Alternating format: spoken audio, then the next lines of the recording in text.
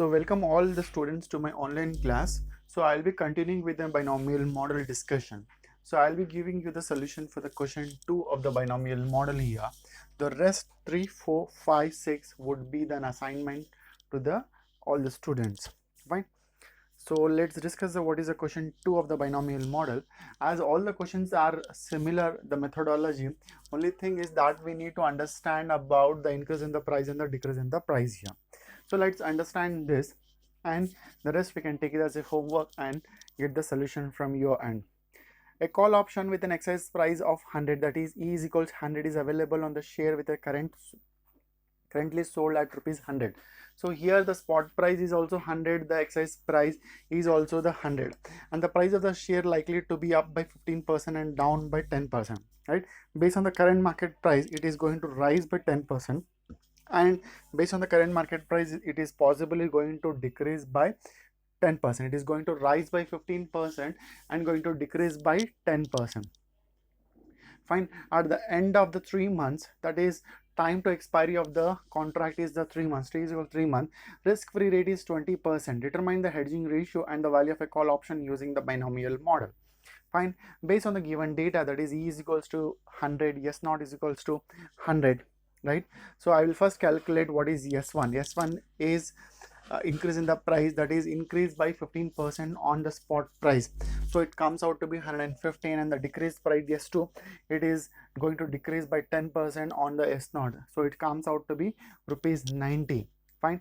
Time to expiry is 3 months. So first I will calculate CU, that is CU is equals to S1 minus exercise price, right? 115 minus 100 is 15 rupees.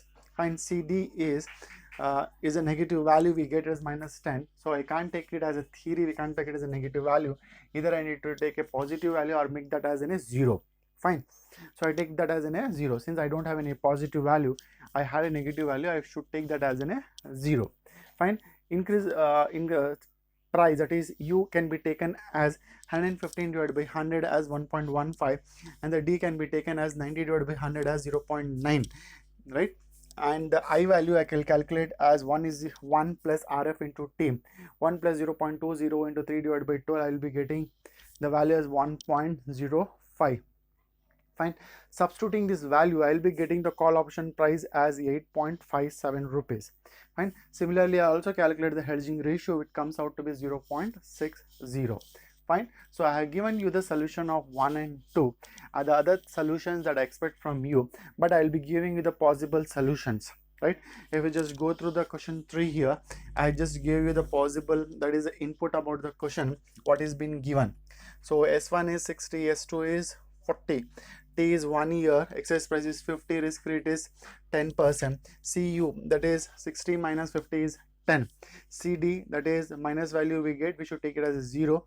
So U value 60 by 50, you have to calculate. D is 40 divided by 50, you calculate the value, and I value is 1 plus RF into T, 1 plus 0.10 into 1 divided by 1, so you'll get as 1.10, and substitute this value, calculate the option price and the hedging ratio.